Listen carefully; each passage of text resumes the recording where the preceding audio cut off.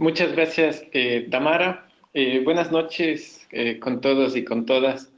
Gracias por la introducción. Efectivamente, yo soy Boris Ochoa Tocachi, investigador ecuatoriano, que estuve en el Imperial College en Londres realizando mi investigación, desde donde además somos asesores científicos del proyecto de infraestructura natural para la seguridad hídrica en Perú, junto con Forest Trends, Condesan, SPDA y Ecodecisión, y financiado por la cooperación estadounidense y el gobierno de Canadá. También quiero darles un disclaimer, que es que hoy amanecí con un poco de gripe, entonces si es que escuchan por ahí un poco de malestar, mil disculpas de antemano. Esta investigación de la cual les quiero conversar ahora es producto de 5 años de trabajo y posiblemente de mucho más de las instituciones aliadas, en donde hemos visitado una de las comunidades ubicadas en la Sierra de Lima, conocida como Huamantanga, de la cual también voy a hablar un poco más adelante, con un grupo de investigadores naturales y sociales y varios técnicos y personal de desarrollo, en el cual hemos visto uno de los últimos sistemas que aún funcionan de siembra y cosecha de agua, conocido como mamanteo. Este sistema hace muchos años estuvo en funcionamiento en varios lugares de los Andes y actualmente solamente se mantiene en algunas de las comunidades altoandinas. Para empezar, quisiera referirme a esta idea que muchas personas tienen, que el conocimiento indígena y el conocimiento ancestral muchas veces es visto como menos valioso que el conocimiento científico occidental. Pero esto no necesariamente es así. Recién el año anterior se demostró en un estudio que los pueblos indígenas manejan o tienen derechos sobre al menos un área de 30 millones de kilómetros cuadrados en 87 países en todo el mundo, lo cual representa más de un cuarto de la superficie habitable de la Tierra y que intersecta el 40% de todas las áreas protegidas y los bosques vírgenes en el mundo. Para los pueblos indígenas y para los pueblos no indígenas también, el agua es un elemento vital. Y dentro de las tradiciones indígenas, las prácticas de siembra y cosecha de agua son aquellas que utilizan conocimiento ancestral que está basada en la naturaleza. Por ejemplo, en el norte de África y en el Medio Oriente, estos sistemas conocidos como canats utilizan túneles y pozos para cosechar agua subterránea en el desierto.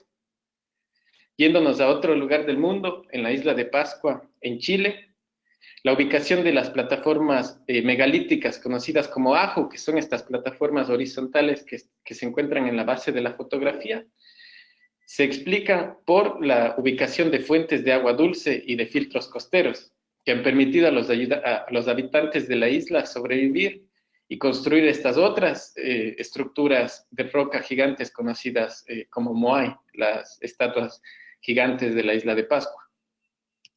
Y en varias zonas montañosas del mundo, como los Himalayas, los Andes o los Alpes, desviar el agua desde ríos y quebradas hacia zonas en las cuales se puede almacenar naturalmente es una práctica que se repite comúnmente. Por ejemplo, en España, el sistema de careo, que ha sido construido por los árabes entre los siglos IX al XV, tiene muchas similitudes con los sistemas de amunas que se encuentran en Perú y en otras regiones de los Andes, que fueron construidos por culturas pre-incas, Chavín y Huari, por ejemplo, desde antes del siglo V. Actualmente, todo este conjunto de prácticas están siendo promovidas por instituciones internacionales como las Naciones Unidas y organizaciones ambientales como medios potenciales para proveer agua a un mundo cada vez más poblado. Este concepto es el actualmente llamado de soluciones basadas en la naturaleza, que involucran una serie de intervenciones que tratan de replicar o de mejorar de alguna manera los procesos naturales, por ejemplo, la infiltración de agua en el suelo o el almacenamiento natural de agua en los acuíferos o el aumento del agua de lluvia que se convierte en caudal que luego puede ser utilizado por la población aguas abajo. Y este desafío es particularmente complicado en los Andes tropicales, porque existen varios procesos globales que determinan dónde y cuándo el agua se distribuye en nuestra región andina. Por ejemplo, como ustedes ven en este gráfico, se muestra cómo es la distribución de la lluvia a lo largo del año en Colombia, Ecuador y Perú. El aire húmedo viene desde la Amazonía y es bloqueado por la barrera montañosa de los Andes. Esto produce una gran diferencia entre cuáles son las condiciones de las pendientes de los Andes en el lado de la Amazonía, en el lado oriental, con las condiciones de las pendientes de los Andes en la parte occidental, en el Océano Pacífico. Pero además, el efecto de la corriente fría de Humboldt y de los ciclones en el Océano Pacífico mantienen condiciones frías y desérticas desde el norte de Perú en el desierto de Sechura hasta el norte de Chile en el desierto de Atacama. Y Lima, una de las ciudades más pobladas del mundo, se encuentra en mitad de este desierto. Lima, actualmente, con 12 millones de habitantes, es la segunda ciudad más grande de Sudamérica luego de Sao Paulo en Brasil y es la segunda ciudad más grande del mundo ubicada en un desierto luego del Cairo en Egipto. Esto contrasta fuertemente con las comunidades altoandinas que viven a pocos kilómetros de la ciudad. Por ejemplo, Huamantanga, que es en la que nosotros hemos estudiado este sistema de siembra y cosecha de agua. Según un reporte de uno de nuestros proyectos financiado por el Reino Unido, que es de servicios ecosistémicos para aliviación de la pobreza, ellos resaltan que a simple vista hay poco en común entre el campesino que pastorea su ganado en la puna de los Andes peruanos y el oficinista que trabaja en su escritorio en la capital de Perú, en Lima. Pero los dos dependen de exactamente la misma fuente de agua. Y hay pocos ejemplos tan poderosos como este entre la interconexión aguas arriba y aguas abajo y entre la salud ecosistémica y el bienestar humano. Por ejemplo, estas dos fotografías fueron tomadas en el mismo sitio de la puna de los Andes peruanos, esto es en la región de Apurímac, donde ustedes pueden ver en la estación de lluvias una fotografía tomada en el mes de diciembre y apenas 4 meses después, en abril, en la estación seca, exactamente el mismo lugar con un paisaje completamente diferente. Esta extrema estacionalidad climática, es decir, la diferencia entre la estación de lluvias y la estación seca, combinada con los cambios en el uso del suelo aguas arriba, tiene consecuencias igualmente extremas para las poblaciones que viven aguas abajo. Es común escuchar sobre las sequías que se repiten cada cierto periodo o inundaciones y huaicos que se generan cuando existen lluvias bastante fuertes en la parte altoandina. Y para Lima, esta es una situación bastante complicada. Lima, como ciudad, depende de principalmente 3 cuencas con agua que se origina desde la zona altoandina: el Chillón, el Rímac y el Lurín. La principal fuente de agua para Lima es la del río Rímac. Por ejemplo, en la estación de Chosica, que está marcada con el triángulo que ustedes ven en la mitad de la figura, el caudal natural del río, que está ilustrado por la línea azul, no es capaz de satisfacer la demanda de agua de la ciudad. Entonces, desde el año 1960 hasta la actualidad, se han venido construyendo una serie de infraestructura gris, de infraestructura civil, incluyendo reservorios, presas, canales y trasvases desde la Amazonía para poder satisfacer esa demanda de agua de la ciudad. La capacidad total combinada de esa infraestructura gris suma 330 millones de metros cúbicos. Y aún así, durante la estación seca, existe un déficit de 43 millones de metros cúbicos para la ciudad de Lima. Esto considerando además que no toda la población de la ciudad está conectada a la red de distribución de agua. Para poner este número en contexto, una piscina olímpica tiene dimensiones estándar de 50 metros de largo por 25 metros de ancho por 2 metros de profundidad, lo que equivale a 2.500 metros cúbicos de agua. 330 millones no son 1.000 o 2.000, sino 132.000 piscinas olímpicas. Pero las montañas también funcionan como torres de agua. Y ellas lo hacen a través de dos mecanismos principales. El primero es el que conocemos como rendimiento hídrico o la fábrica de agua, que es el que determina de la lluvia que cae sobre una zona, sobre una cuenca, cuánto de esa lluvia se convierte efectivamente en el caudal de un río. El segundo es la regulación hidrológica o la esponja de agua, que determina por cuánto tiempo el agua que ha caído en forma de lluvia se mantiene almacenada mientras es liberada lentamente hacia el caudal del río. Entonces, el balance entre estos dos servicios ecosistémicos es fundamental. Necesitamos un buen rendimiento hídrico, pero más importante, necesitamos que esa cantidad de agua sea distribuida de forma uniforme a lo largo del año. Es decir, tratar de reducir la cantidad de picos de caudal que generan inundaciones y tratar de aumentar el caudal base, que es el que nos proporciona agua durante la temporada de estiaje. A veces, esta relación no es tan bien entendida. Por ejemplo, muchas veces se piensa que la forestación y sembrar árboles puede ayudar a mejorar la esponja. Entonces existen proyectos de forestación que cubren grandes extensiones de tierra con árboles. Principalmente cuando son exóticos como los pinos o los eucaliptos, los árboles consumen más agua que la vegetación nativa.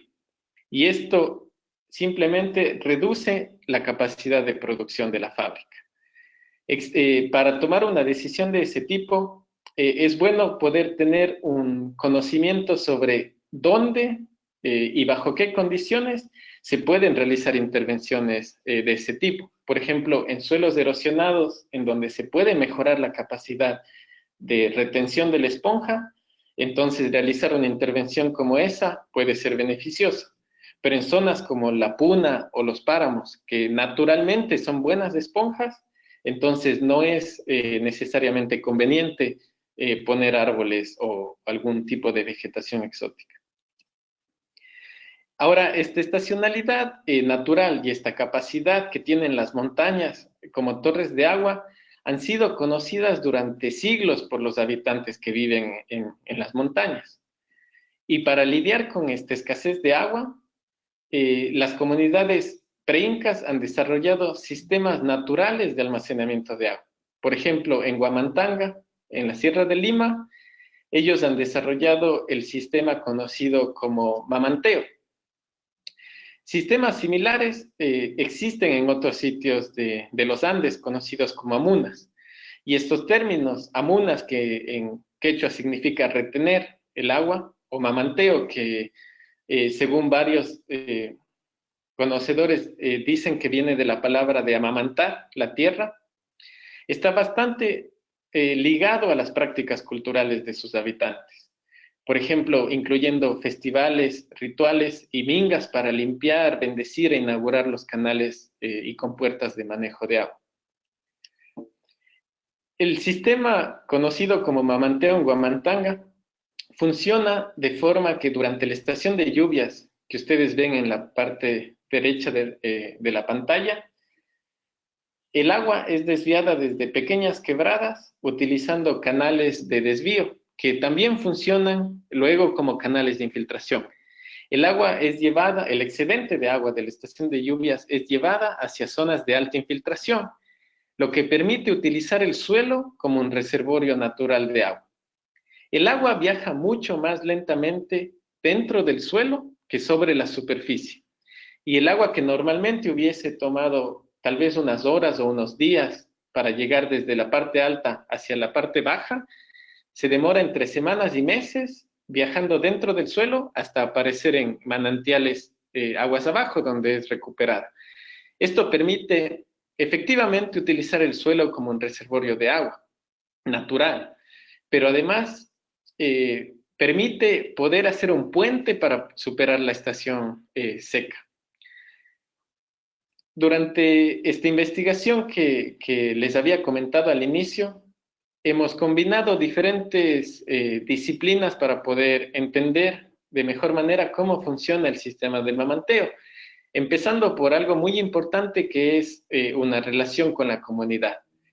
Investigadores sociales y técnicos de ONGs como Condesa han trabajado con la comunidad para poder entender no solamente cómo funciona el sistema, sino realmente cuál es la dinámica de la comunidad con su ecosistema. Por ejemplo, Huamantanga depende bastante de la ganadería para poder hacer producción de quesos, además de agricultura de subsistencia, dos actividades que necesariamente utilizan el agua.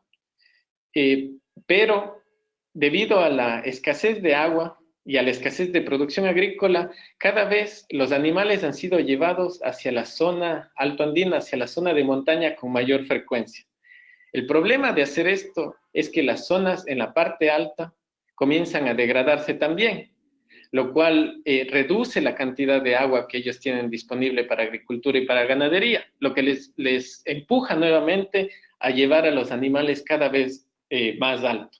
Esto genera un círculo de degradación del ecosistema y de pobreza. Lo que hemos hecho con la investigación social es realmente entender cómo se puede tratar de revertir ese círculo. Es decir, cómo se puede reducir la carga animal en la parte alta de la cuenca, de manera que podemos incrementar la productividad, por ejemplo, de las zonas agrícolas y de la ganadería, utilizando mejora genética, utilizando pastoreo rotativo, agricultura sostenible, para reducir la presión en la zona de la montaña, en la zona altoandina. De forma que el rendimiento hídrico y la regulación hidrológica también puedan mejorar. Para poder medir cómo se da esa mejora en el rendimiento hídrico, implementamos la medición de la lluvia y del caudal. Los pluviómetros que ustedes ven en esta fotografía de aquí, miden cuál es la cantidad de lluvia que cae en la zona altoandina. Y utilizando estructuras de medición de caudal en la quebrada, podemos determinar cuánto de esa lluvia se convierte en caudal. Con lo que encontramos, como les voy a mostrar más adelante, que aproximadamente es una cuarta parte en estas cuencas que habíamos investigado. Y para poder ver cómo funciona el sistema de mamanteo que ellos han implementado acá desde hace muchos años, utilizamos trazadores colorantes, los cuales fueron inyectados en los canales de desvío de agua y fueron colectados utilizando muestreadores de carbón activado en los manantiales que están que están ubicados aguas abajo. El objetivo de este tipo de monitoreo es poder ver qué canales están conectados con cuáles manantiales y cuánto tiempo le toma al agua desde que fue desviada en los canales e infiltrada en el suelo para aparecer nuevamente en los manantiales que están ubicados pendiente abajo. Con esto obtuvimos unos resultados que fueron publicados recientemente el mes anterior en la revista científica Nature Sustainability, en donde nosotros mostramos cuál es, con nuestras mediciones, esa capacidad de un canal de infiltración. Para poder describir un poco más este gráfico que ustedes ven en la parte izquierda de la pantalla, lo vamos a ver en las tres partes que están señaladas ahí con las letras. La primera parte señalada como A es la que muestra las mediciones de lluvia que nosotros tomamos durante un año. Entonces, si es que ustedes ven, el año hidrológico en esta zona que va desde septiembre hasta octubre, y está dibujado un poco más para que se vea mejor, se determina que la estación de lluvias es desde diciembre hasta abril, que son esos 5 meses en donde se concentra la mayor cantidad de lluvia. Luego viene una temporada seca bastante extensa, hasta que empieza la siguiente temporada de lluvias nuevamente en diciembre. La lluvia anual promedio en la zona de Huamantanga es de 500 milímetros por año, que realmente es un valor bastante bajo comparado con otras zonas de montaña. Por ejemplo, para dar una comparación, en Cajamarca, en el norte de Perú, la lluvia es alrededor de 1.500 o puede llegar en la zona de los páramos de Piura hasta 2.000 o incluso más milímetros por año. Eso es como 3 o 4 veces más de lo que llueve en la Puna, en la zona sur del Perú. Hacer una intervención, como les comentaba antes, como la deforestación con árboles, requiere cierta cantidad de agua. Entonces, tomar una decisión como replicar una siembra de árboles que puede funcionar en una zona más húmeda a una zona más seca como esta, no es necesariamente una decisión acertada. Esa cantidad de lluvias, nuevamente volviendo al gráfico, viendo ahora la parte central, que es la que muestra el caudal, la mayor parte del caudal se genera efectivamente durante esa estación de lluvias. Es decir, empieza a llover en diciembre y el caudal de la quebrada aumenta en diciembre, con picos que pueden llegar hasta 900 litros por segundo en ciertas ocasiones. Y cuando deja de llover en el mes de abril, casi inmediatamente el caudal de la quebrada desaparece. Es decir, solamente se mantiene el caudal durante un par de semanas más allá de la temporada de lluvias. Esto significa que el resto de la temporada de estiaje que ustedes ven acá, el caudal es bastante más bajo. La cantidad, lo que habíamos estimado es que el promedio de caudal durante todo el año, promediando entre los caudales muy bajos que están en la temporada seca y estos picos de caudal bastante altos en la estación de lluvias, es de 4 litros por segundo por kilómetro cuadrado. Lo que significa que por cada kilómetro cuadrado o cada 100 hectáreas de tierra, apenas tenemos 4 litros por segundo durante todo el año en promedio. Esto es más o menos un 25% de la cantidad de lluvia. Es decir, de esos 500 milímetros que habían caído de lluvia en el año, solamente la cuarta parte es la que podemos obtener como caudal. Y las otras 3/4 partes son las que se van a perder por efectos de evaporación o de consumo de agua por los pastos naturales. Cuando nosotros hicimos el experimento, ahora viendo en la tercera parte, en la C de la figura, inyectamos los trazadores en marzo del año 2015, cuando empezamos el experimento. Y luego los estuvimos muestreando en cada momento en el que ustedes ven un círculo en esta figura. Y lo que vemos es que existe un comportamiento bastante particular, que más o menos con una tendencia que se repite entre los 4 manantiales que habíamos monitoreado, pero con cierta variabilidad también, porque el agua no va necesariamente a salir de forma uniforme en todos los manantiales. Cuando se realizó la inyección de agua en marzo, se produjeron los máximos de caudal, perdón, de trazador en los manantiales en el mes de mayo, y luego comenzó a reducirse esa cantidad de trazador, pero no desapareció hasta 8 meses después, cuando nosotros continuamos el monitoreo de los trazadores. ¿Cómo funciona el sistema? Depende bastante de cuáles son las características de suelo y las características geológicas también de la zona. En el caso de Huamantanga y en el caso de Lima como tal, existen zonas de roca que son bastante impermeables en realidad.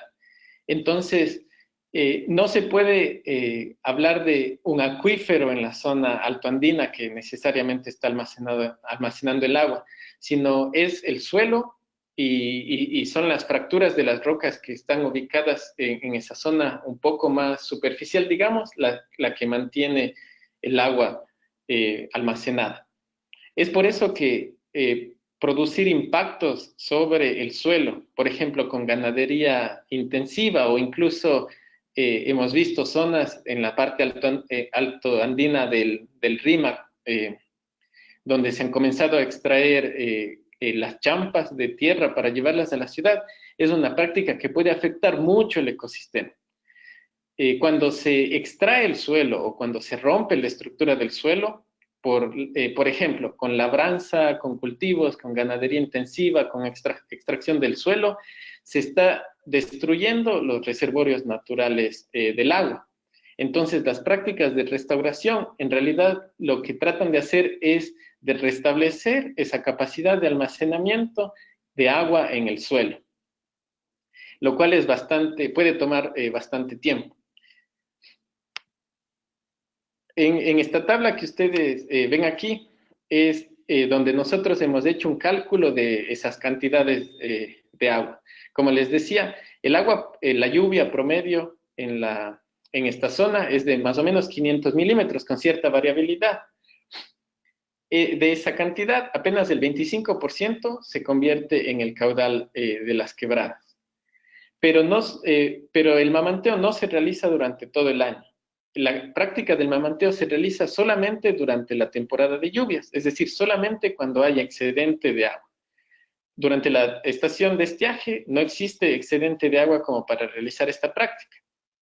Entonces, esa cantidad de agua en la estación de lluvias es ligeramente menor a la cantidad total de caudal en las quebradas, más o menos es como un 80-85%. Ahora, ¿cuánto desagua realmente se desvía? Es que se mantiene un caudal mínimo en el cauce como caudal ecológico. Y además los canales y las compuertas del sistema solamente pueden desviar una capacidad máxima. Es decir, no se desvía la totalidad del agua hacia los sistemas de mamanteo o las amunas. Entonces, lo que determinamos, dependiendo de esas capacidades hidráulicas del sistema de mamanteo, es aproximadamente un 54% de ese potencial de agua que se lo podía desviar. Ahora, estos impactos locales que nosotros hemos estimado, es decir, estos volúmenes que les había comentado, son comparables con los de reservorios, relativamente pequeños, que se han construido también en comunidades como en Huamantanga para poder satisfacer la demanda local de riego. En Huamantanga mismo se han construido 2 reservorios con capacidades de diseño de 350,000 y 400,000 metros cúbicos, a un costo de 1.5 a 2 millones de dólares cada uno. En Huamantanga se restauró un canal de mamanteo con un costo de $30,000 por kilómetro, en un canal que tenía una longitud de aproximadamente 1.5 kilómetros, que puede dar una cantidad de agua que es más o menos comparable con esta. Realmente hacer un análisis de qué sistema puede ser más costo efectivo, más o menos da una cierta idea de hacia qué tipo de inversiones se puede hacer. Pero además esto permite que pensemos en cómo podemos optimizar si tenemos un presupuesto limitado. Es decir, cómo podemos combinar la infraestructura ancestral con infraestructura verde, con la infraestructura natural y con la infraestructura civil o de ingeniería que se construye tradicionalmente. Pero el sistema de Huamantanga, como ustedes ven en este otro mapa, es sumamente pequeño comparado con la escala de la ciudad de Lima, nuevamente, si es que lo vemos en ese contexto. Entonces, dentro del estudio que nosotros realizamos, nos preguntamos, ¿cuál sería el efecto que podríamos tener para la ciudad de Lima si es que pudiésemos replicar el sistema de infiltración de agua de Huamantanga en toda la zona altoandina del río Rímac? Esto realmente es una una suposición, digamos así, lo podemos modelar.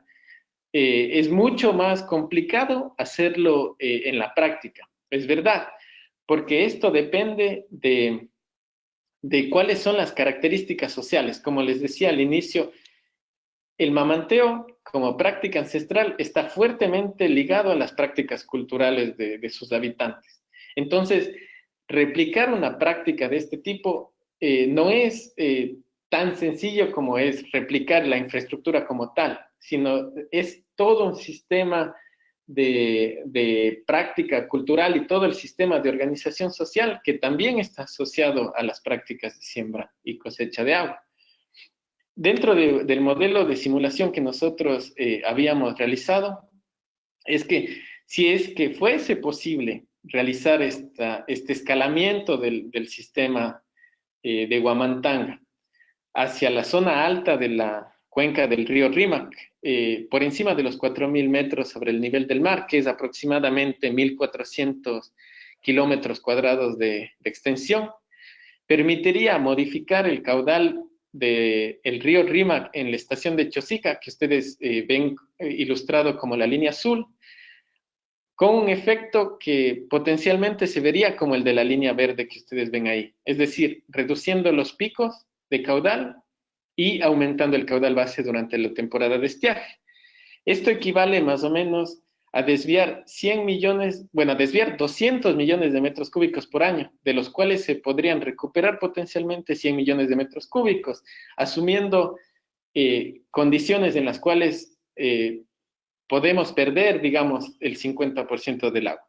Estas pérdidas se dan, por ejemplo, por evaporación del agua en las zonas de saturación o por percolación de agua hacia estratos más profundos del suelo en la zona más baja, que tal vez no se puedan recuperar en la estación de Chosica, pero que posiblemente sí puedan alimentar los acuíferos que están ubicados en la zona más baja de las cuencas del río Rímac y Chillón, que podrían ser explotados aún así como agua subterránea. Esta investigación nos demuestra que los sistemas ancestrales como el mamanteo, las amunas en general, ayudan a superar la estación seca. Pero además, para mí lo más importante es que son un gran ejemplo de la capacidad y el conocimiento de las poblaciones indígenas y campesinas que han tenido que ya lidiar con problemas de seguridad hídrica durante siglos. Tomando una de las frases con las cuales Katia Pérez, una de las científicas sociales de Condesan que trabajó en este proyecto, yo le decía cómo podía ella resumir el trabajo que se ha venido realizando allá.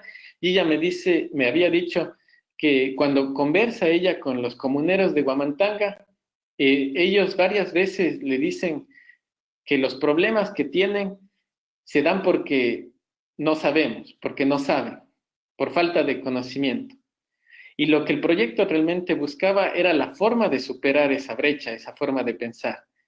No solo creando conocimiento nuevo sobre el ciclo del agua en Huamantanga, utilizando los instrumentos que hemos utilizado para medir, sino sobre todo revalorizando el conocimiento ancestral que ya existe en Huamantanga y rescatando la ciencia rural. Muchas gracias.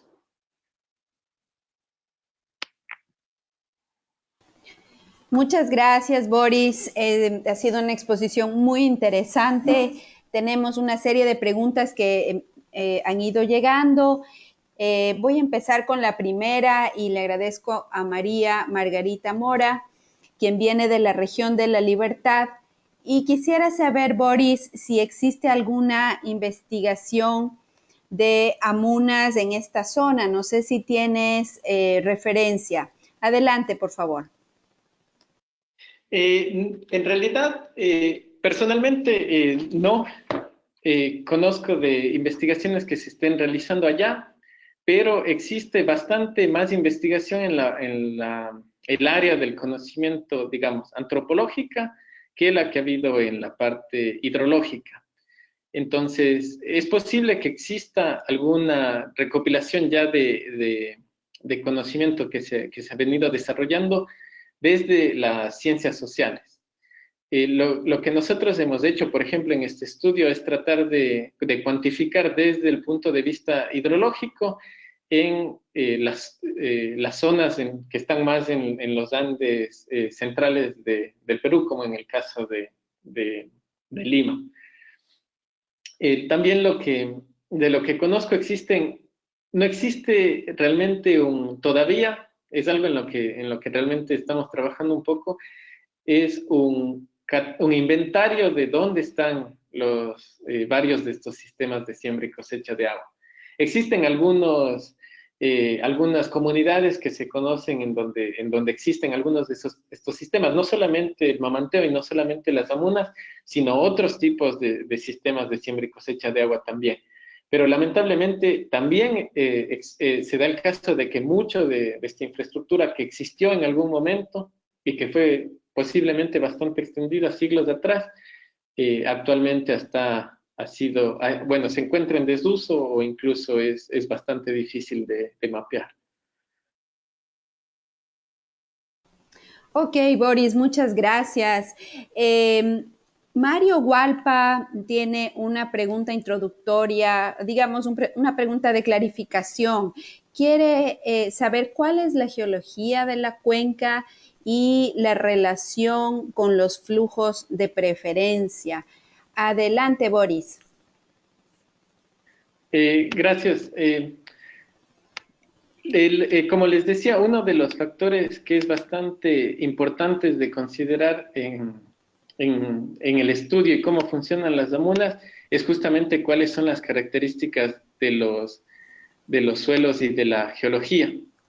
Lamentablemente no existen muchos estudios hidrogeológicos y ese es uno de los puntos que nosotros también resaltamos como elementos importantes que se deben generar para poder mejorar las estimaciones que nosotros tenemos sobre el potencial del mamanteo.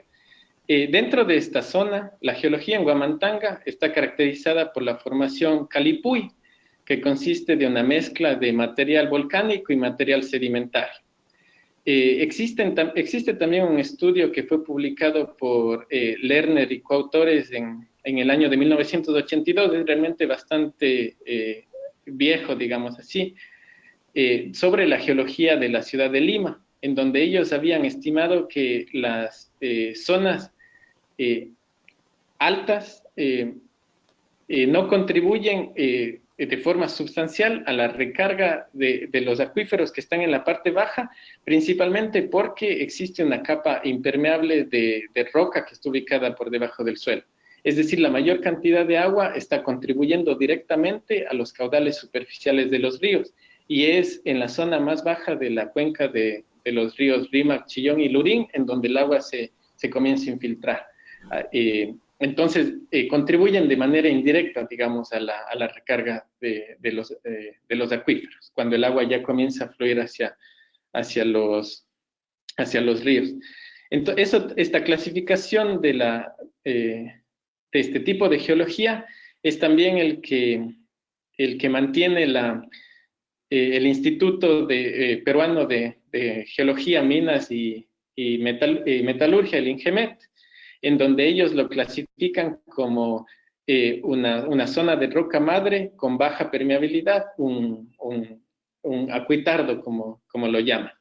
Entonces, cuando nosotros hacemos el cálculo de cuál es el caudal que se está recuperando del agua que se ha infiltrado dentro del suelo, consideramos este tipo de pérdidas, que puede ser por agua que se está percolando, que se podría percolar dentro de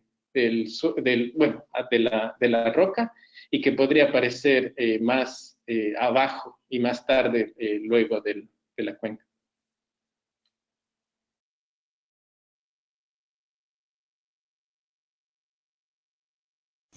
Gracias, Boris. Aquí estamos tratando de procesar varias preguntas que nos han ido llegando. Tenemos consultas respecto al muestreo en Huamantanga. Nos preguntan si se ha realizado un muestreo de cantidades de forraje, tal vez en kilogramos por metro cuadrado, con pastos introducidos y cultivados bajo riesgo por aspersión versus pastos nativos de la zona. Y si esto es así, ¿qué tipo de pastos se sembró? ¿Tienes información sobre esto? Adelante. Sí, todavía no se hace una intervención sobre los pastos, por ejemplo, un tipo de restauración como para poder hacer esta comparación entre una zona degradada con una zona de pastos restaurados. Justo quiero ahora de paso hacer una invitación para una tesis bueno, dos tesis en realidad, de pregrado que estamos convocando como parte del proyecto de infraestructura natural para justamente poder hacer un estudio de manejo de pastos en esta zona de Huamantanga. La una se enfocaría en la parte hidrológica, de poder hacer este análisis de cuál es la contribución o los beneficios hidrológicos que se podrían obtener por la restauración de los pastos. Y la segunda es desde el punto de vista social y económico, sobre cómo se puede mejorar la capacidad productiva de la comunidad en función de una intervención como la del manejo de pastos. Entonces, desde ya, si es que hay algún interesado o conocen de estudiantes potencialmente interesados en estas dos tesis, podrían escribir al equipo del proyecto para participar. Muchas gracias, Boris, por esa información. Es muy relevante continuar con las investigaciones en estos temas tan importantes.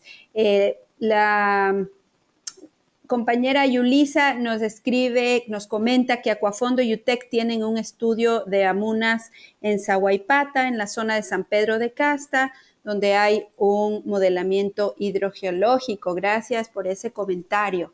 Continuando con las preguntas, sobre el tema de monitoreo nuevamente, Alberic Ivonne nos pregunta si se ha realizado un monitoreo en el tiempo de la carga animal por hectárea entre parte baja y parte alta de la cuenca desde que se seleccionó el sitio en 1992. Adelante, Boris. Sí, posiblemente esto se refiera, dado el año en el que se está mencionando, al trabajo que ha venido realizando ahí algunas otras instituciones, por ejemplo, la ONG Alternativa. Existen algunas publicaciones que se han realizado por ellos. Por ejemplo, existe un libro que se publicó por Orlando Francisco Gutiérrez, que se llama Huamantanga, Tierra Fecunda, Heroica y Legendaria, donde hace una descripción de este tipo de sistemas. Por ejemplo, el de las amunas. Sobre el manejo de pastos, específicamente dentro de nuestra investigación, como les comentaba, todavía no hemos hecho una intervención de restauración. Eso es parte de las investigaciones que podríamos realizar ahora. Existe un reporte de la ONG Alternativa que se realizó en el año, se publicó en el año 2012, escrito por Ávila, conocido como el sistema él escribió este reporte sobre el sistema de infiltración hídrica para el mamanteo de Huamantanga, en donde también describe un poco del uso del suelo y de esta relación entre la comunidad con la zona altoandina. Todavía no existe un estudio sobre el manejo de pastos, sobre la carga animal. Como les decía, esto es algo que quisiéramos poder investigar con estas tesis y además es ahora foco de proyectos proyectos de inversión, tanto públicos como privados, que se podrían empezar a realizar en esta zona. Entonces existe bastante potencial y oportunidad ahora, no solamente de tener un proyecto de inversión, sino además de realizar el monitoreo de ese proyecto de inversión. Es decir, realmente generar información que demuestre si es que se están obteniendo beneficios y cuáles son esos beneficios de una intervención de manejo de pastos o de restauración de infraestructura como esta. Muchas gracias, Boris. Tenemos algunas preguntas un poco sobre el tema de monitoreo de los manantiales, cómo se realizó, si se realizó una aplicación única de los trazadores, cuánto se aplicó, cuánto se recuperó.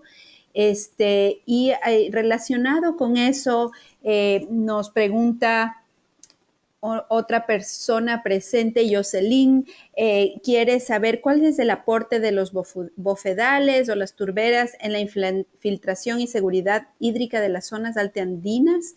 Y si tú crees, Boris, que el sistema de amunas puede ayudar en el ciclo del agua mucho más que las turberas, adelante, por favor. Gracias. Para ordenar un poco de las preguntas sobre el monitoreo de los manantiales, nosotros realizamos una inyección de trazador, como les decía, en el mes de marzo, más o menos a mediados de marzo, fue el 21 de marzo del 2015, y el muestreo de la resurgencia de ese trazador en los manantiales que estaban ubicados aguas abajo, más o menos cada 15 días con las consideraciones logísticas del caso. Y el análisis de laboratorio del trazador que se recuperaba en ese muestreo. Dentro de este monitoreo, como les indicaba, la inyección del trazador lo que permite es poder tener una idea de qué canales de infiltración están conectados a cuáles manantiales.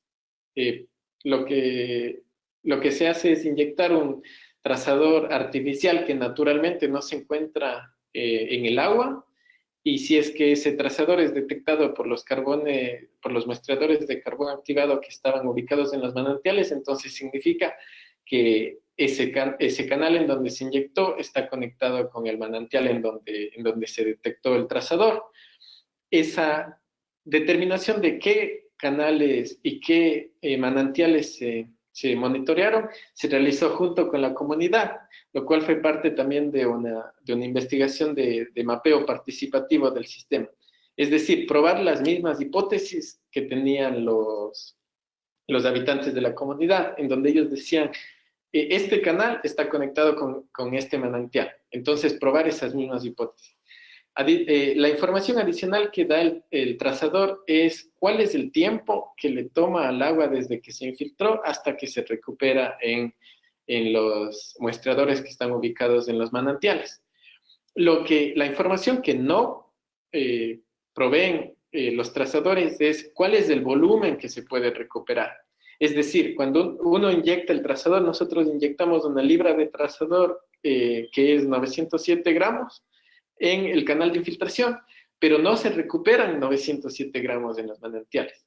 Eso es porque, primero, no necesariamente se monitorean todos los manantiales. Segundo, que no necesariamente todo el agua está saliendo en los manantiales. Lo que les decía un poco de las pérdidas de agua que se pueden tener. Entonces, realmente el volumen de agua que se puede recuperar no es uno de los resultados que se puede obtener con este tipo de monitoreo. Entonces, para poder realizar el cálculo del caudal recuperado, lo que nosotros hacemos es también un cálculo estimando otro tipo de procesos. Por ejemplo, cuando el agua está saturando el suelo y se encuentra en la superficie del suelo, en la zona de saturación y de infiltración, se comienza a evaporar. Entonces, en base a las características climáticas de la zona, podemos determinar cuál es la cantidad de agua que potencialmente se evaporaría. Luego del agua que se logra infiltrar en el suelo, que es más o menos el 70%, es decir, el 30-35% se pierde por evaporación, otro 15% adicional se perdería potencialmente por percolación profunda. Es decir, en total se podría perder como un 50% de forma conservativa, es decir, en el peor de los casos, y se podría recuperar un 50% del agua. Ahora, sobre la otra pregunta de las turberas, como les decía, los bofedales son otro tipo de ecosistema que se encuentra también en la parte altoandina de las cuencas de los Andes. Y este ecosistema es bastante delicado y es bastante bueno para almacenar el agua. No existen todavía muchos estudios sobre la capacidad de infiltración y de almacenamiento de agua en varios de los suelos. Es uno de las investigaciones en las cuales tenemos que generar más conocimiento y que ahora lo estamos también haciendo como parte del proyecto. Muchos de los estudios sobre humedales y sobre capacidad de almacenamiento de agua en los suelos se ha desarrollado en zonas de páramo, por ejemplo, zonas de páramo húmedo que también tienen algunas zonas de almacenamiento como los humedales. Lo que se ha determinado es que los suelos altoandinos son diferentes a los suelos de zonas templadas, es decir, zonas como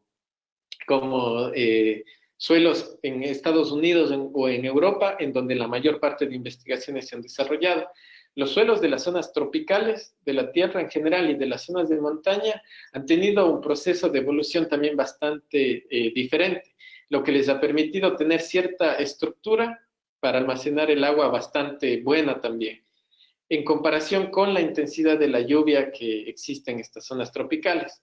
En un suelo de humedal altoandino, bastante bien conservado,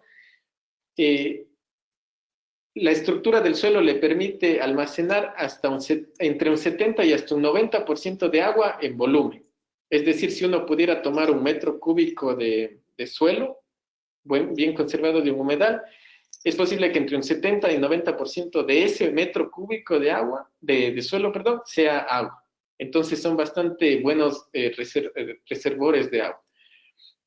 Y como les decía, los problemas de poder impactar este tipo de ecosistemas como los bofedales, que son bastante delicados, significaría perder toda esa capacidad de almacenamiento de agua que potencialmente estaría actuando como esa torre de agua en la parte alta.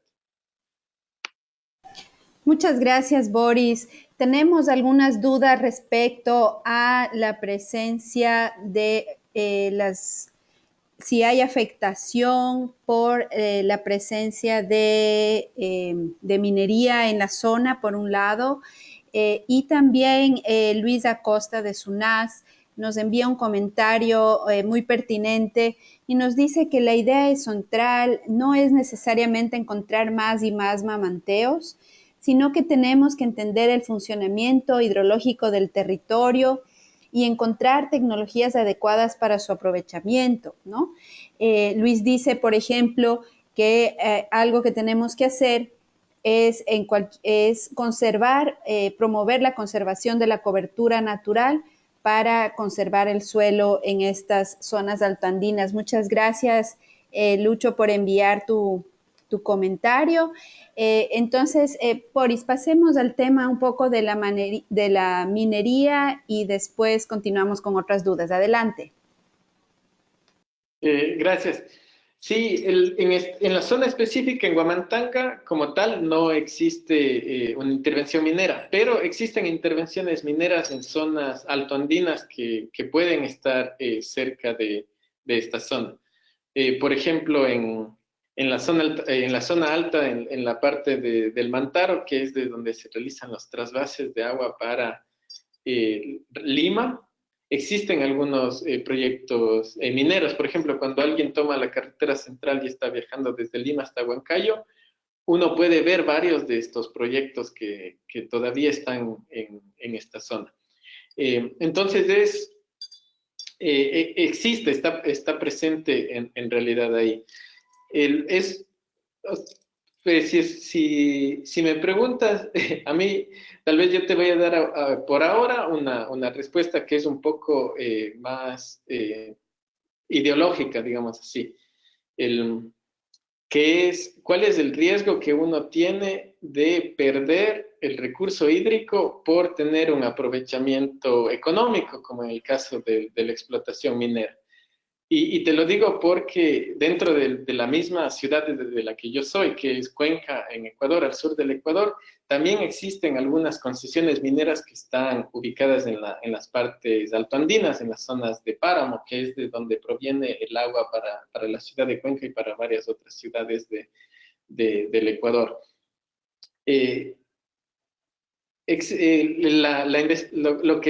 La investigación lo que dice es que realmente la calidad del agua es bastante más afectada por un tipo de intervención como esta, como la minería.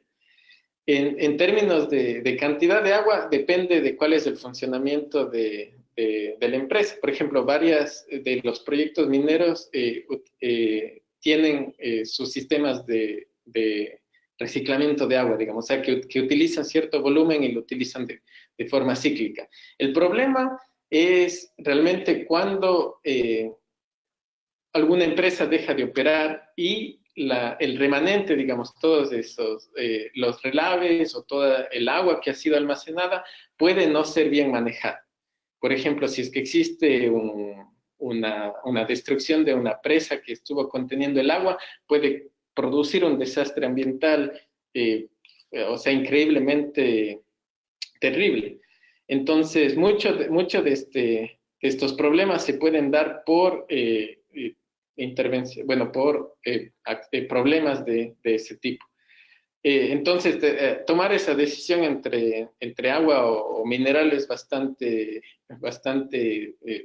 difícil. Si me preguntas, yo preferiría el agua. Ahora, sobre el comentario de Luis, creo que es también bastante acertado. Como les decía, cuando nosotros pensamos que un tipo de infraestructura se puede replicar o no se puede replicar de forma tan sencilla, en realidad no es fácil o posiblemente no es tan factible decir, bueno, el sistema de Amunas funciona de esta manera en esta comunidad y por tanto lo podemos implementar de la misma manera en esta otra zona de acá. Porque como les comentaba, el sistema como tal está asociado a la organización social y a las prácticas culturales de sus habitantes. Y mucho del mantenimiento del sistema.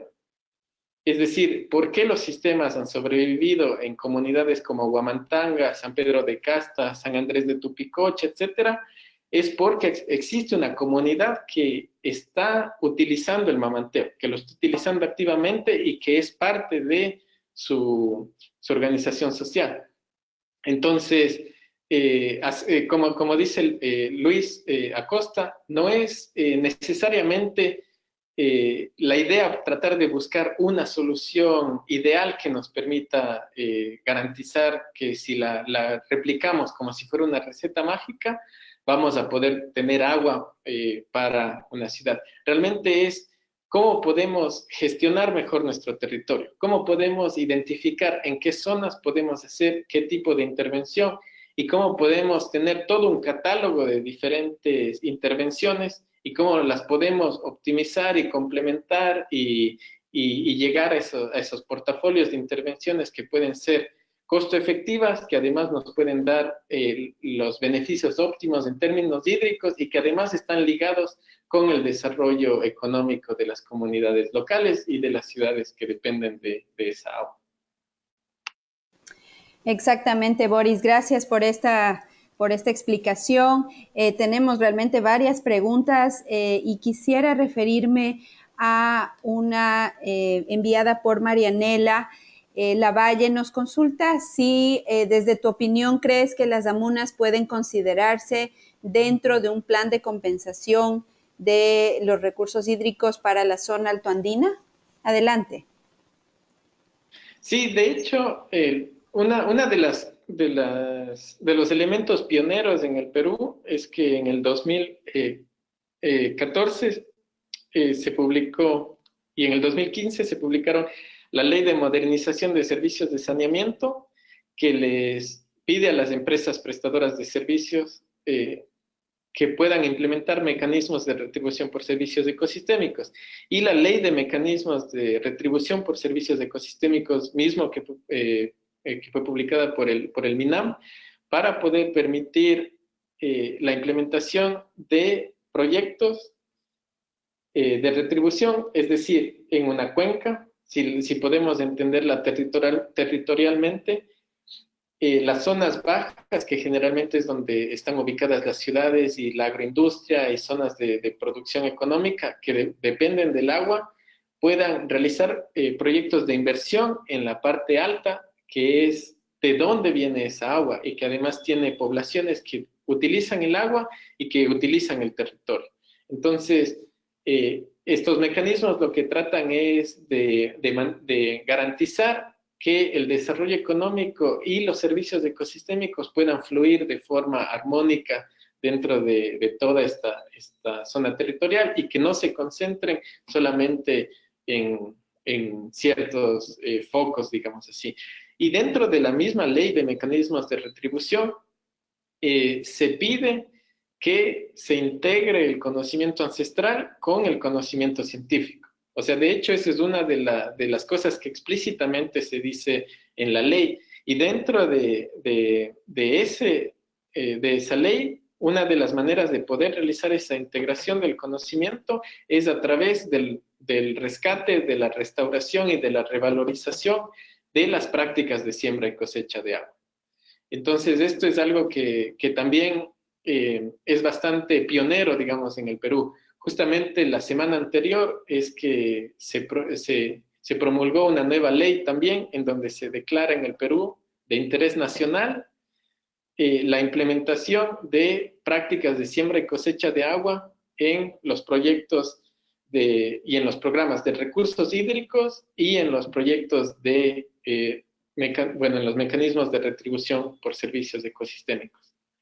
Entonces son completamente compatibles y de hecho podrían ser bastante más promocionados. Muchas gracias, Boris.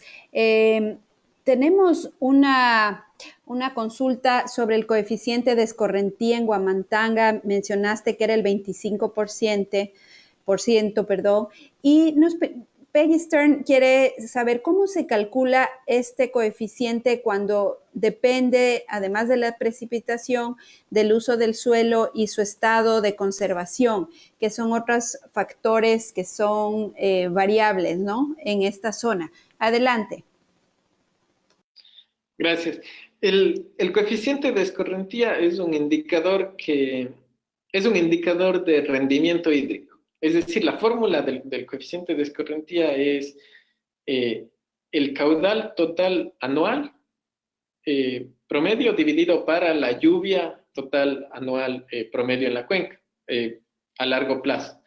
Entonces, lo que nos permite interpretar el coeficiente de escorrentía es justamente cuánto de la lluvia que cae en una zona se convierte en el caudal de un río. Y como dice Peggy, este valor, esta conversión, depende de cuál es el tipo de vegetación de la cuenca en la cual estamos realizando este cálculo, porque la vegetación es uno de los controles principales de las pérdidas de agua por evaporación y por transpiración. Si es que alguien tuviera un suelo completamente desnudo, o una roca completamente desnuda, si es que uno se imagina, el caso más fácil de imaginarse es en una ciudad. Si uno tiene una calle completamente pavimentada y completamente impermeable, la cantidad total de agua que cae en esa calle va a escurrir y a fluir a lo largo de esa zona impermeable, es decir, nada del agua se almacena.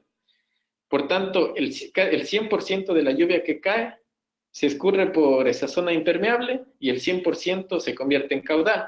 Entonces, no necesariamente tener un 100% de coeficiente de escorrentía significa un buen caso o significa un caso saludable. El otro extremo es algo que fuera completamente opuesto, es decir, que la totalidad del agua lluvia se infiltra, pero nunca sale, como si fuera una esponja que no está hidrológicamente conectada al río. Ese sería un caso bastante extremo y bastante contrario, digamos. Pero en donde se da un caso algo parecido a eso es con lo que les comentaba de qué pasa si es que a una zona que naturalmente tiene cierto tipo de vegetación nativa se reemplaza por otro tipo de vegetación que potencialmente consume más agua. Supongamos una zona de pastizales nativos que consume cierta cantidad de agua, como en esta, digamos, que consumen el 75% del agua y el 25% se genera como caudal, y uno reemplaza esa vegetación por árboles o por otro tipo de vegetación que puede consumir más agua, entonces podría reducirse el coeficiente de escorrentía a un 10%, digamos. Entonces, si la vegetación consume más agua, el coeficiente de escorrentía va a reducirse. Otro caso que también puede producir un efecto así es alterar la estructura del suelo.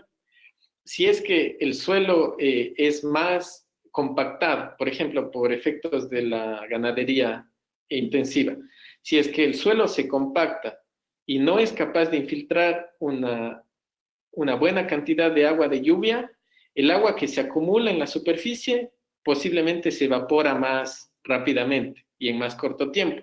Es decir, las pérdidas se pueden dar por evaporación de agua o por consumo de agua de la vegetación. Asimismo, hay intervenciones que pueden ayudar a almacenar agua en el suelo. Por ejemplo, mejorar la cobertura vegetal protectora del suelo o mejorar, revegetar y mejorar la vegetación nativa que a través de las raíces puede ayudar a mejorar también esa estructura de esponja. Puede, por un lado, ayudar a almacenar el agua en el suelo y que al mismo tiempo esa agua pueda comenzar a fluir hacia el caudal de un río o hacia el caudal de la quebrada. Muchas gracias, Boris. Sobre el tema de los costos, tenemos algunas preguntas. Tú hablaste de $30,000 por kilómetro de canal refraccionado. ¿Esta referencia es poco o es mucho dinero? Y sobre el mismo tema, nos preguntan si la construcción o rehabilitación de las amunas, si su fuente de financiamiento podría venir de la tarifa de agua en Lima. Adelante, por favor. Sí, el costo que les había mencionado es de la restauración del canal en el cual nosotros hicimos la investigación, el cual fue realizado como parte de una intervención entre organizaciones no gubernamentales y de investigación que estuvieron trabajando en Huamantanga. Y es un costo relativamente bajo, digamos, comparado con otro tipo de intervenciones que son mucho más costosas. Como poniendo otra vez el caso de Huamantanga que les decía, existen 2 reservorios que fueron construidos con proyectos de inversión pública que tienen capacidades más grandes, digamos así. Son uno de 350,000, el otro de 400,000 metros cúbicos, y que cada uno costó como 1.5 a 2 millones de dólares. Un volumen similar de agua que se podría almacenar en el suelo potencialmente podría costar con estos valores de restauración de este canal hasta unas 10 veces más barato. Pero también hay que considerar cuál es el potencial de escalabilidad que podría tener una inversión de este tipo. Por ejemplo, existe un reporte que se publicó también en el 2014 por Forest Trends, en donde Jenna Gami y Bert de Viebre de Condesan, en ese entonces, estimaron en términos económicos un catálogo de intervenciones o de infraestructura en Lima, comparando tanto infraestructura verde como infraestructura gris, en donde este análisis lo que hace es el costo de una intervención, por ejemplo, una planta desalinizadora como la que se podría plantear en Lima, con el metro cúbico de agua que uno podría obtener de esa infraestructura o de esa intervención, cómo se compara entre las diferentes opciones. Es decir, el costo de metro cúbico por dólar invertido, en donde se veía que algunas intervenciones como las prácticas de las amunas, estas prácticas que vemos ahora, son bastante costo efectivas. De hecho, era la opción más costo efectiva de todas las opciones que se habían analizado. Y la menos costo efectiva, la más costosa, era la planta desalinizadora como tal. Pero también hay que considerar la escalabilidad, es decir, existe solamente un máximo, digamos, de extensión en la cual podríamos hacer una inversión, una intervención de este tipo. Entonces, realmente lo que uno tiene que pensar es, de nuevo, lo que les decía, es en ese catálogo y en cómo poder combinar intervenciones. Cómo se puede zonificar mejor y poder combinar exclusión de ganado de la zona altoandina para dejar que la parte alta se recupere, rotación de ganado en otras zonas en las cuales se puede realizar esta actividad, realizar agricultura sostenible, implementar riego tecnificado, hacer en algunos casos donde sea posible restauración de canales de infiltración e infraestructura natural, cochas, donde se puede, sí, tal vez construir un reservorio gris, o sea, hacer todo un complemento de estas diferentes opciones. Y justamente, esto es con la segunda pregunta, es lo que los mecanismos de retribución y la tarifa de agua que las empresas prestadoras de servicios tienen que invertir en la conservación de sus fuentes de agua puede lograr. La SUNAT, como Superintendencia de Servicios de Saneamiento, es la responsable de hacer la evaluación de la tarifa de las empresas de agua. Entonces, cada quinquenio, cada 5 años, las empresas de agua revisan cuál es la tarifa que cobran en sus ciudades o en sus zonas de dotación de servicios. Y ahora es por ley, por estas dos leyes que les había mencionado antes, están obligados a invertir una parte de su tarifa en la conservación y en la restauración de sus fuentes de agua. Entonces, no solamente que es posible, sino que además están obligadas por ley a hacer este tipo de intervención. Muchas gracias, Boris. Quisiéramos terminar y agradecerles a todos por quedarse con nosotros hasta estas horas. Nos preguntan si ¿conoces tú si las amunas han tenido alguna influencia en la formación de las lomas costeras de Perú, sobre todo en Lima? Y para terminar, quisiera saber, tenemos algunas preguntas un poco también sobre la sostenibilidad de las acciones en cuanto a la presencia de los jóvenes, ¿no? En estas zonas altoandinas. Sabemos que ellos migran a las ciudades, entonces, ¿cuál es tu percepción de la sostenibilidad de la custodia de estos recursos? Adelante, por favor. Gracias. Sí, creo que, bueno, la primera pregunta es posiblemente mucho más complicada de responder. No estoy al tanto de algún tipo de investigación que haya analizado de manera espacial a esa escala cuál podría ser el impacto de la intervención en esta zona altoandina, influyendo la geomorfología de la parte más baja de la cuenca. Entonces, me parece bastante interesante, pero algo que tal vez ahorita no podría realmente dar mayor explicación. Sobre la segunda pregunta, que tiene bastante que ver con la investigación social que se ha hecho en Huamantanga y que otras instituciones también hacen en otras comunidades altoandinas, es que efectivamente bastante de la población joven migra hacia la ciudad y lamentablemente no mucha de esa población regresa a las comunidades altoandinas. Como les decía también, como no conocemos realmente cuál es la totalidad de la extensión de los sistemas ancestrales que posiblemente existieron hacia algunos siglos atrás, es muy posible que bastante de esa infraestructura se haya perdido por movimientos migratorios de estas poblaciones. Y la razón por la cual, nuevamente, ¿por qué los sistemas sobreviven en Huamantanga, en Casta o en Tupicocha? Es por esa conexión que existe entre las comunidades con estos sistemas ancestrales.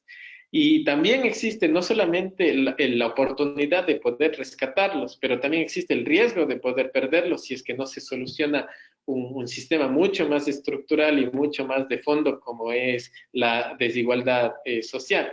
O sea, mientras sigan existiendo condiciones desiguales entre las comunidades altoandinas y las ciudades de Lima, como se veía ese contraste bastante fuerte entre los dos, entonces no se va a solucionar un tema de migración. Es decir, mientras la educación no se mejore o no se den oportunidades de educación de calidad en las comunidades altoandinas, y las escuelas y colegios y universidades sigan concentrados en las zonas bajas como Lima y varias otras ciudades, la población va a seguir migrando. Mientras no se mejoren las condiciones de infraestructura de salud en las zonas rurales y todavía se centralicen en la ciudad, las poblaciones van a seguir migrando. Entonces, los jóvenes no migran solamente, o sea, no migran sin una razón, o sea, migran hacia la ciudad porque existen mejores condiciones de educación, de salud, de empleo, de seguridad, bueno, hasta de seguridad podría ser hasta lo contrario, pero migran porque existen condiciones que ven como favorables en otras zonas. Entonces, mientras no se supere un problema estructural, económico, como es la desigualdad, entonces se va a seguir experimentando un fenómeno como este. Y lamentablemente es que mucho del conocimiento que está en las generaciones más antiguas en estas comunidades se podría perder mientras los jóvenes no lo revaloricemos y lo tratemos de aprender y lo tratemos de transmitir también. De acuerdo, Boris, muchas gracias. Bueno, se nos quedan realmente algunas preguntas, pero quisiera leer una última pregunta de Edgar Herrera que se refiere a la alta plasticidad en los suelos. Pregunta Edgar si existe la posibilidad de disminuir el índice de plasticidad para regular su infiltración. Y en su defecto, si es que esto fuera así, ¿cuál sería la técnica o alternativa de solución? Adelante, por favor. Sí, esto creo que podríamos tal vez empezar a responderlo con las investigaciones que estamos planteando ahora con las tesis que les había comentado. Una de las variables que queremos monitorear con más detenimiento ahora son las características de los suelos. Sobre todo las características hidrofísicas de los suelos, que están ligados a las características físicas también de los suelos. Por ejemplo, porosidad o el contenido de arcilla o el contenido de mineral, etc. Entonces, luego de poder generar esta información, potencialmente podríamos ver qué intervenciones se podrían realizar para mejorar algunas de estas propiedades de los suelos. Lamentablemente, como les comentaba, no existe mucha información sobre los tipos de suelos en las zonas de Puna, altoandina. Existen investigaciones que sí se han venido desarrollando, por ejemplo, en Ayacucho, con el Centro de Competencias del Agua, que es uno de las instituciones con las cuales el proyecto de infraestructura natural también está trabajando, para poder hacer análisis de los suelos y de las características geológicas en zonas altoandinas, también asociado, por ejemplo, a los bofedales, que era algo que habíamos mencionado antes. Lamentablemente, en otras zonas, como la que habíamos investigado acá, es realmente ahora en donde tenemos varias de las preguntas que han quedado abiertas con la investigación que hemos desarrollado. Por ejemplo, cuál es la hidrogeología, cuáles son las características dominantes de los suelos que pueden controlar estos sistemas, cuáles son las características de vegetación que pueden ayudar a mejorar algunos de los servicios ecosistémicos, que son preguntas que las podemos empezar a investigar ahora. Entonces, es realmente una oportunidad que se abre a través de esta investigación y de las tesis potenciales. Posiblemente es algo en lo que podríamos colaborar, o sea, si es que existe algún interés para poder hacer investigaciones de este tipo en la zona, entonces más bien bienvenidos a conversar y a colaborar acá. Muchas gracias, Boris, y gracias a todas las personas que nos acompañaron en esta interesante conversación sobre el potencial de las amunas para la seguridad hídrica de los Andes. Nos quedamos con algunas preguntas que fueron enviadas por el chat. Intentaremos con Boris responderlas vía correo electrónico. Les agradecemos por su participación y ustedes estarán recibiendo el enlace a la grabación de este evento hacia inicios de la próxima semana y también el enlace a la publicación que Boris mencionó al inicio de su intervención en la revista Nature. Los esperamos en nuestro próximo evento, que será con el Ministerio de Ambiente de Perú a finales del próximo mes de agosto. Una buena noche y hasta una próxima oportunidad.